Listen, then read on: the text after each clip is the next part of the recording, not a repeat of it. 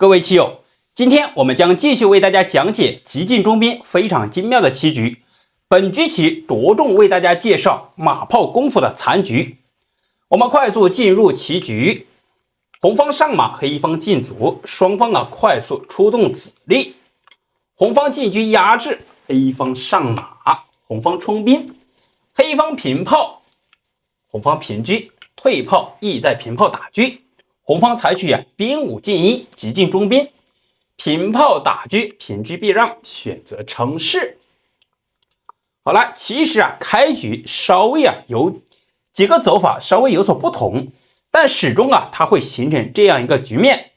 那么走到这里，接下来黑方进卒，红方上马，进卒吃掉兵，此时上马踩黑马。前面我们讲了，黑方退马都不太合适。它比较好的就是象3进5，当然，如果说大家有兴趣的话，这里车8进8走这一步棋大家也可以把前面的棋局结合一起观看一下。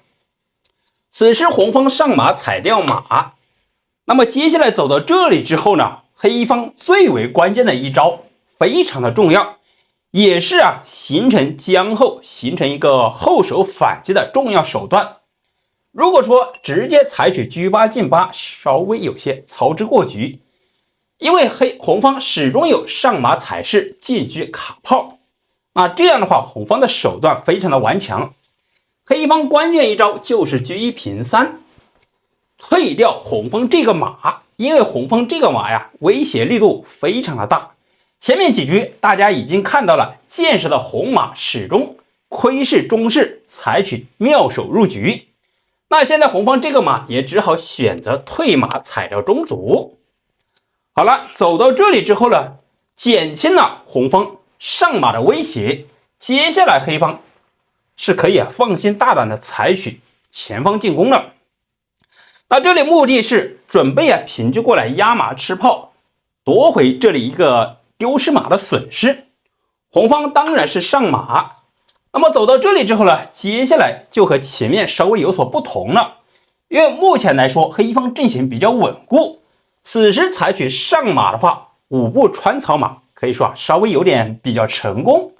但是走这个变化之前呢，大家或许有一个疑问，能不能马7进5踩掉这个马呢？今天我们先把这一个错误的走法为大家走出来看看。这个走法相对而言现在走的非常的少，但是为什么不能这样走呢？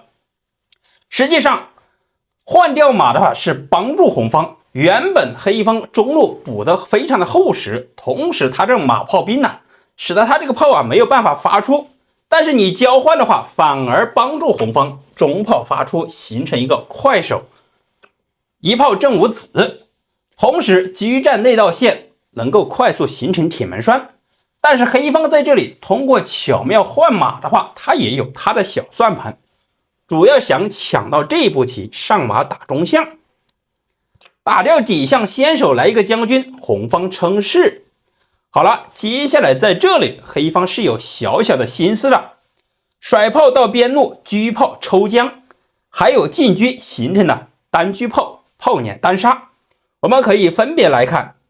首先第一个变化，如果说这里一平炮的话，那显然红方顺势出帅，目的很明确，进车底线杀棋。黑方先抢到一步棋，来个将军，但是这样的话都是属于徒劳，你这个小卒过不来，这里始终有一个8路炮进行防守，黑方没有任何攻势。那么此时红方是一步杀棋，黑方只能将5平4。实际上走到这里之后呢，黑方已经落入败势。接下来我们就看看红方的如何入局。此时车9进1，目的很明确，平车照头来一将的话就是个杀棋。黑方赶紧平炮提前挡枪，此时你就没有平车过来这一步棋。比如说你平车过来的话，黑方进车一守住炮，反而你现在进车砍底士，进车砍炮，这样的杀招完全是没有了，还得从长计议。好，我们返回来，这里咱们就要为大家展现今天的精华招法，可以说入局妙手，也是马炮残局的基本功夫。那么大家看看，换作是你的话，接下来会怎么走呢？红方采取一个马七进五，既把后方的力量往前增援，同时也是腾挪让道，主要是炮8平6走到这一步棋。一旦平炮这里先手将军的话，将来借炮10马可以说非常的厉害。老将显然不敢进去啊。那现在黑方想解杀的话，有2个策略：退车跟住这个炮，以及退车挡枪。首先我们看他车8退2的话，如果说跟住这个炮的话，当平炮来将军的话，他务必要平车砍掉。这个车换炮，这里一交换的话，显然我们清点人数的话，红方是兵种齐全，而且是兵强马壮，势必很容易拿下对方。好，那么在这里黑方比较顽强的走法就是车8退4，退到巡河口。当红方平炮过来将军的时候，他好平车过来卡住。那么我们看看，首先这里将军这个炮能不能先走开呢？比如说进炮打士，或者说平炮走开的话，实际上这个效果都是一样。红方上马一将军，这里就很明显了。你现在称士还是平炮，或者说平车，我们稍作演绎。红方都是上马，马炮双将，绝杀无解。老将进去的话，进车砍底士，绝杀。当然在这里的话，如果说称士相对而言更加快捷，直接上马的话，一步就是个杀棋，既有马炮双将，同时中路这个炮把老将形成一个封锁。好，那么我们在这里稍微返回来一点点，我们依然返回到这里。当红方平炮将军的时候，黑方比较顽强的就是平车，因为老将进去的话，正好进车砍底士杀棋，这个老将始终不敢动。那么走到这个局面，大家看看，换作是你的话，又该如何入局呢？这里你现在进炮打，感觉也是可以但是平等交换的话，反而帮助黑方解决了燃眉之急。那么大家看看，这里可以说展现出非常精妙的手段。我们不妨直接走出来，红方平炮一将军。那么现在黑方有进将，或者说把这个车走开，或者说把炮走开。首先我们看，如果说将4平5的话，现在中路没有炮了，反而不用担心了呀。但是在这里红方一招上马打车，可以说非常的精妙，而且非常的凶狠，也是本局棋非常难以想到的棋。首先说明红方双炮一马3个字都是有根的，兵罩住马，车罩住炮，士看着炮。那现在这里打车，这个车要不要闪开呢？如果说想保留实力，把车闪开，或者说平车吃掉兵的话，那这里一平炮的话，你现在出将就来不及了。很明显，下一步棋进车砍士杀棋。如果说此时出将的话，上马的话就是个杀棋。可以说这里抢到了一个先手棋。由此说明，在这个局面之下，黑方这个车是不能走开，他也只能选择进车吃炮，或者说退车吃马。那这样的话，一旦形成交换的话，显然黑方子力是丢的比较多。因为这里黑方他是没有一车换2的，无论是你进车砍炮，我退炮打回来，或者说退车砍马的话，平兵吃掉车，那这样的话2个炮都是有根，你始终没有办法交换。这一轮走出来之后呢，相对而言黑方肯定是丢失了车，红方锁定胜局。好，我们返回到这里我们返回到这个局面，当红方这里将军的时候，黑方他还有比较顽强的把这个炮走开，比如说炮4平2，或者说炮4平3，相对而言效果都是一样。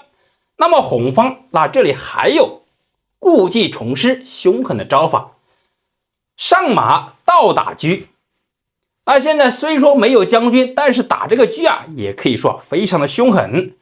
那车要不要走开呢？没有办法，如果说想保留实力，只能把车走开，无论在这条线上面走到哪里。那么在这里红方同样是平炮，这里一先手一将军，现在你车回来上马的话，马炮双将，平炮或者说乘势都是一步杀棋。由此可见呢，在这里这个马炮组合的功夫非常的精妙。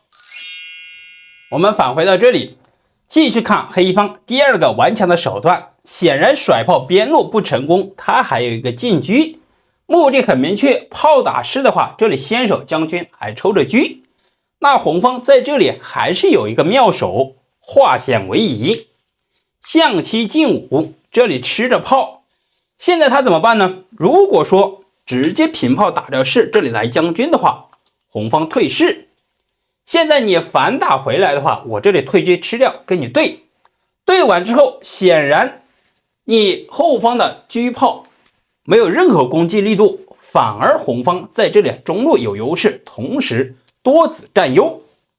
所以说直接平炮打掉的话，显然不太合理。